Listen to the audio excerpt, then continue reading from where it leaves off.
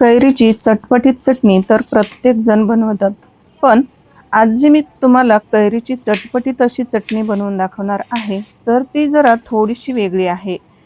कैरीची चटणी तर सगळेजण बनवतात, पण बहुतेक लोक फक्त एक चूक करतात आणि म्हणूनच चव तितकी झकास लागत नाही. तर मी आज तुम्हाला माझ्या पद्धतीने आजच्या व्हिडिओमध्ये मी एक तुम्हाला सिक्रेट ट्रिक सांगितलेली आहे.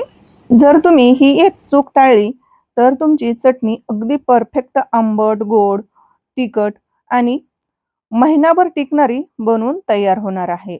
त्यासाठी तुम्हाला व्हिडिओ थोडा देखील स्किप न करता शेवटपर्यंत पाहायचा आहे. आणि जर तुम्हाला हॉटेलसारखी टेस्ट जर घरी हवी असेल, तर तुम्हाला व्हिडिओ शेवटपर्यंत नक्की पाहायचा आहे. सिक्रेट शेवटी मी तुम्हाला एक टिप्स दिलेली आहे. नमस्कार यूट्यूब फॅमिली, कसे आहात तुम्ही सर्वजण? आपल्या कीर्तीज रेसिपी चॅनलमध्ये तुम्हा सर्वांचं मनापासून खूप खूप खूप स्वागत आहे. तर मी आशा करते की तुम्ही मस्त आणि मजेतच असाल. तर आज मी खास तुमच्यासाठी घेऊन आलेली आहे अशा चमचमीत आणि झणझणीत रेसिपीज पाहण्यासाठी कीर्तीज रेसिपी चॅनलला सबस्क्राईब करा आणि सोबतच बेल आयकॉन हे प्रेस करा. चला तर मग लगेच रेसिपीला सुरुवात करूया. इथं आपल्याला बघा ताज्या 2 कैऱ्या घ्यायच्या आहेत. आता इथं मी मध्यम आकाराच्या 2 कैऱ्या घेतलेल्या आहेत आणि ह्या चवीला जास्त आंबट नाहीत. इथं तुम्ही कैऱ्या कोणत्याही घेऊ शकतात. आता इथं कैऱ्या ह्या स्वच्छ धुवून आणि पुसून घेतलेल्या आहेत. आणि आज सर्वात महत्त्वाचं म्हणजे जे आज आपण आंबट, गोड, थोडीशी तिखट अशी चटणी जी बनवणार आहोत, तर याच्यामध्ये आपण अजिबात पाण्याचा वापर अजिबात करणार नाहीयेत. तर चला, कैरी बघा स्वच्छ अशी धुवून पुसून घेतलेली आहे. आता ती आपल्याला कट करून घ्यायची आहे. आता कट करताना जर तुम्हाला वरचं जर कैरीचं जे साल्ट आहे, जर तुम्हाला ते काढायचं असेल ना, तरी सुद्धा चालेल. पण इथं मी कारण कसं ही कैरी काहीच अशी म्हणजे आंबट नाही, त्याच्यामुळे मी कैरीचं साल्ट काढलेलं नाही. तुम्हाला काढायचं असेल तर काढू शकतात. कैरी तर आपली कट करून घेतलेली आहे. अगदी मोठे-मोठे तुकडे आपल्याला कट करून घ्यायचे आहेत.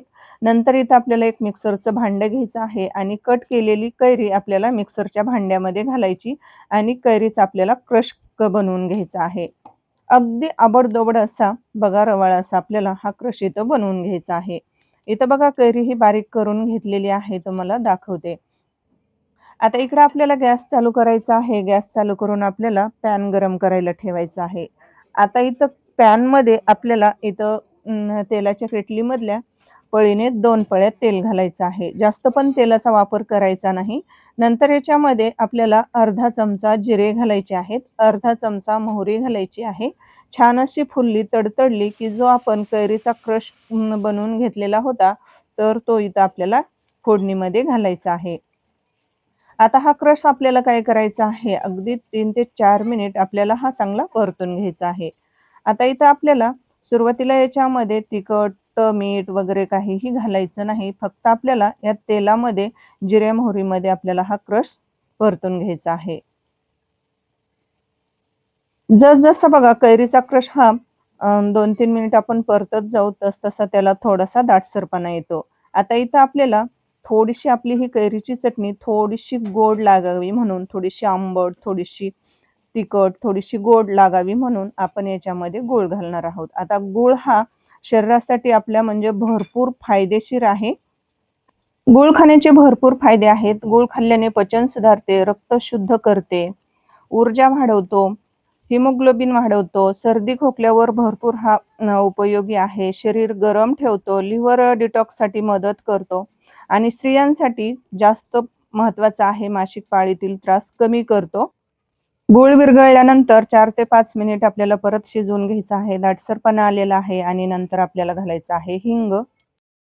जर तुम्हाला आपल्याकडील मसाले ऑर्डर करायचे असतील तर डिस्क्रिप्शन बॉक्समध्ये दिलेल्या WhatsApp नंबरवर मेसेज करू शकतात आणि तिथून तुम्ही मसाले, लाल तिखट, वेगवेगळ्या चटण्या ऑर्डर करू शकतात.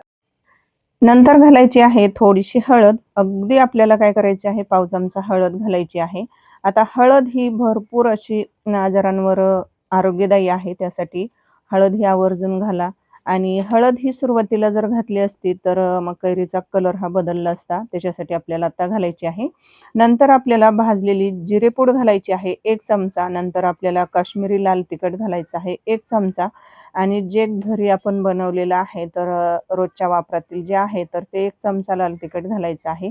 जर तुम्हाला हे आपलं घरी बनवलेलं लाल तिखट जर माझ्याकडे ऑर्डर करायचं असेल तर डिस्क्रिप्शन बॉक्समध्ये मी तुम्हाला WhatsApp नंबर देते, तिथून तुम्ही ऑर्डर करू शकतात.